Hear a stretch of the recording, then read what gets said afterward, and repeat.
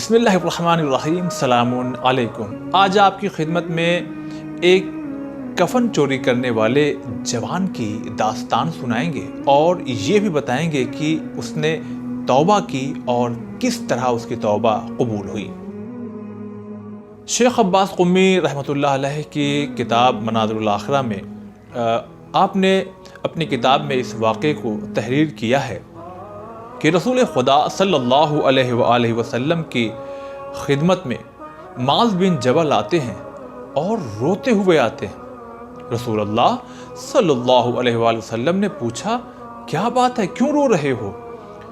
تو انہوں نے فرمایا کہ ایک جوان ہے جس کو روتا ہوا تڑپتا ہوا دیکھ رہا ہوں تو مجھے بھی رونا آ رہا۔ کہا کیا ہوا آخر؟ کہا وہ آپ سے ملاقات کرنا چاہتا ہے، وہ آپ سے ملنا چاہتا ہے۔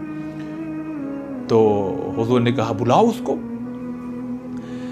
جناب معاذ جاتے ہیں اور جانے کے بعد اس جوان کو بلاتے ہیں جس کا نام ہے بہلول نباش، جس کا نام ہے بہلول۔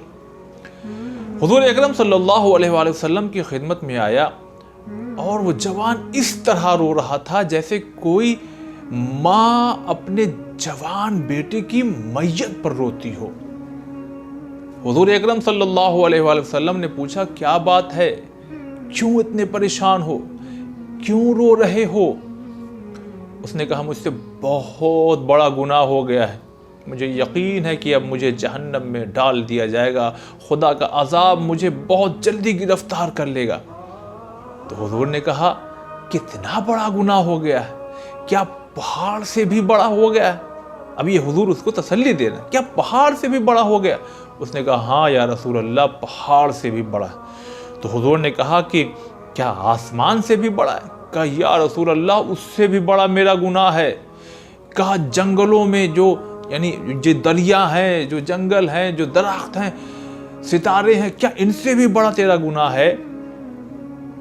تو اس جوان نے کہا ہاں یا رسول اللہ، میرا گناہ ان سب چیزوں سے بڑا ہے۔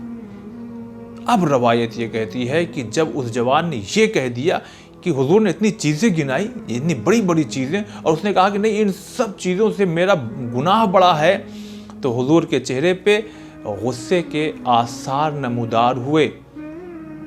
کہنے لگے کہ تیرا گناہ بڑا ہے یا میرا پروردگار بڑا ہے، اللہ بڑا ہے؟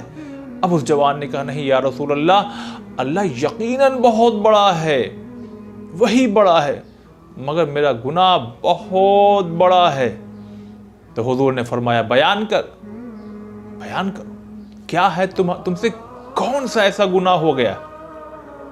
وہ کہتا ہے میں کئی سال سے 6-7 سال سے تقریباً میں کفن چوری کرتا آیا ہوں۔ جب بھی کسی کو دفن کر دیا جاتا میں رات میں جاتا، قبر کو دوبارہ کھودتا اور اس میں سے کفن چوری کر لیتا۔ لیکن ابھی کچھ روز پہلے ایک جوان لڑکی کا انتقال ہوا۔ میں رات میں گیا اور جانے کے بعد اس کی میت کو قبر کھود کے نکالا اور اس کا کفن میں نے چوری کر لیا۔ میں کفن لے کر کے چوری کر کے جیسے ہی اٹھنا چاہتا تھا، شیطان کا وسوسہ پیدا ہوا اور میری نگاہ جب اس کے بدن پہ پڑی اور شیطان نے مجھے حرام کام کرنے پر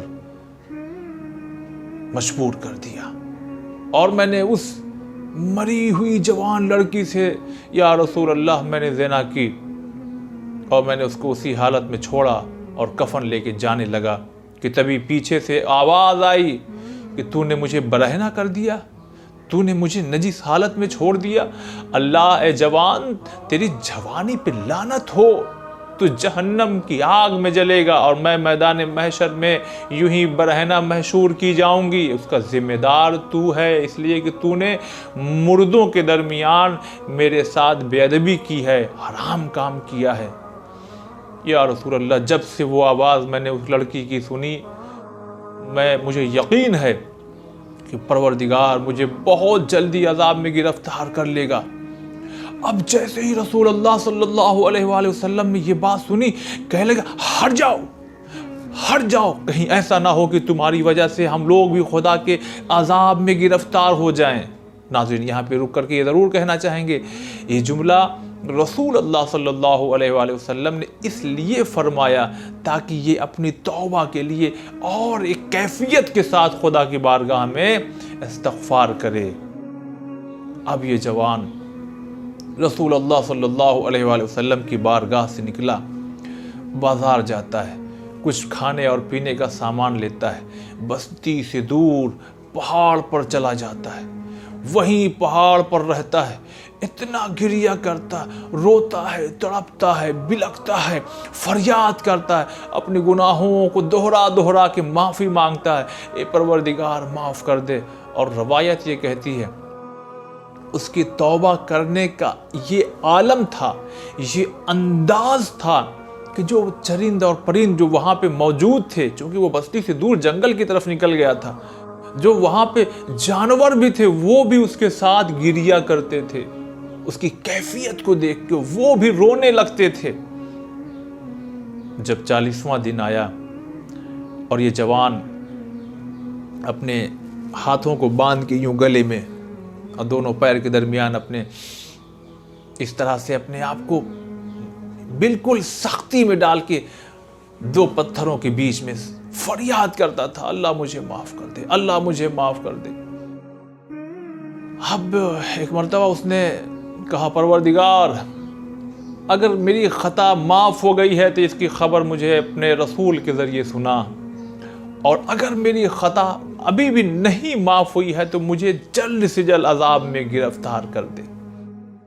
اس قدر توبہ کی اس نے کہ جناب جبریل نازل ہوئے، یا رسول اللہ صلی اللہ علیہ وآلہ وسلم۔ اللہ پیغام دیتا ہے قرآن مجید کی سورہ آل عمران کی یہ 135 اور 136 نمبر کی جو آیت جو آج بھی موجود ہے، اس کو رسول اللہ کے صلی اللہ علیہ وسلم کی خدمت میں پہنچایا، کہ جس میں ارشاد ہوتا ہے، اور وہ لوگ جب کوئی بدی کر گزرتے ہیں یا اپنی جانوں پر ظلم کرتے ہیں تو اللہ تعالیٰ کو یاد کر کے اپنے گناہوں کی معافی چاہتے ہیں، اور اللہ تعالیٰ کے سوا کون ہے جو گناہوں کو معاف کر سکتا ہے، اور جو کچھ وہ کر چکے ہیں اس پر جان بوجھ کر اصرار نہیں کرتے، یہی وہ لوگ ہیں جن کی جزا ان کے رب کی طرف سے بخشش اور جنت ہے، جن کے نیچے نہریں بہتی ہیں، وہ اس میں ہمیشہ رہنے والے ہیں،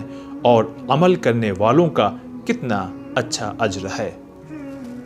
اب جیسے یہ آیہ کریمہ نازل ہوئی، رسول اللہ صلی اللہ علیہ وآلہ وسلم اپنے کچھ ساتھیوں کے ساتھ اسی آیہ کریمہ کی تلاوت کرتے ہوئے پتہ کیا کہ وہ جوان کہاں ہے، تو بتایا گیا بستی کے باہر وہ جنگل میں پہاڑ پر وہاں پہ فریاد کر رہا۔ اب جب حضور وہاں پہنچے ہیں، ایک عجیب کیفیت دیکھی، چہرہ کالا پڑ گیا ہے دھوپ کی شدت کی وجہ سے، دھوپ کی شدت کی وجہ سے اس کا چہرہ بالکل سیاہ ہو گیا ہے، روتے روتے اس کی آنکھیں، یہ جو پلکیں ہیں وہ بالکل گرنے سی لگی ہیں، اور وہ تڑپ تڑپ کے فریاد کر رہا ہے، یا اللہ مجھے خبر دے میری گناہ معاف ہوئی کہ نہیں ہوئی، اور اگر میری گناہ نہیں معاف ہوئی ہے تو مجھے گرفتار کر لے اپنے عذاب میں۔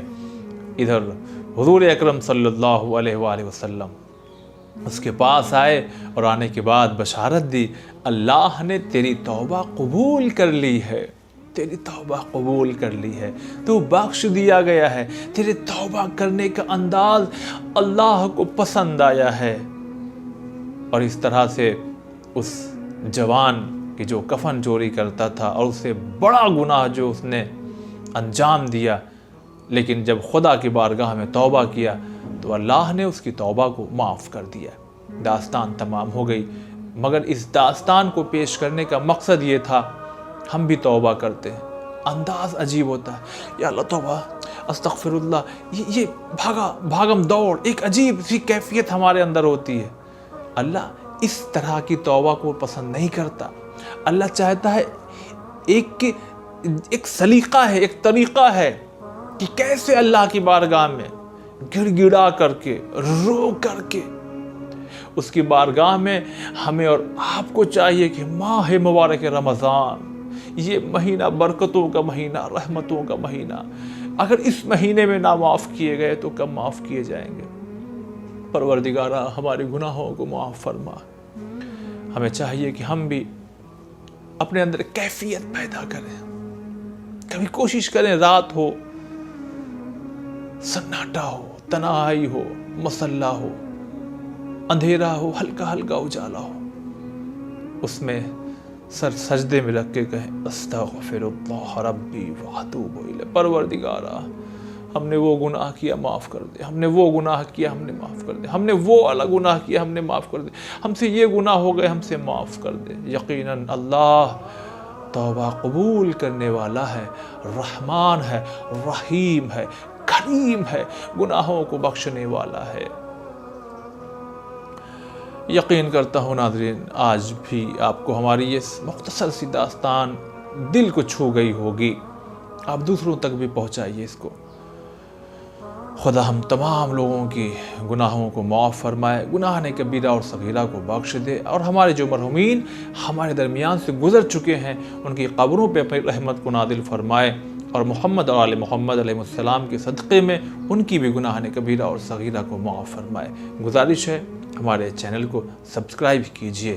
انشاءاللہ ہم پھر حاضر ہوں گے ایک اور داستان کے ساتھ۔ اجازت دیجیے، السلام علیکم ورحمۃ اللہ۔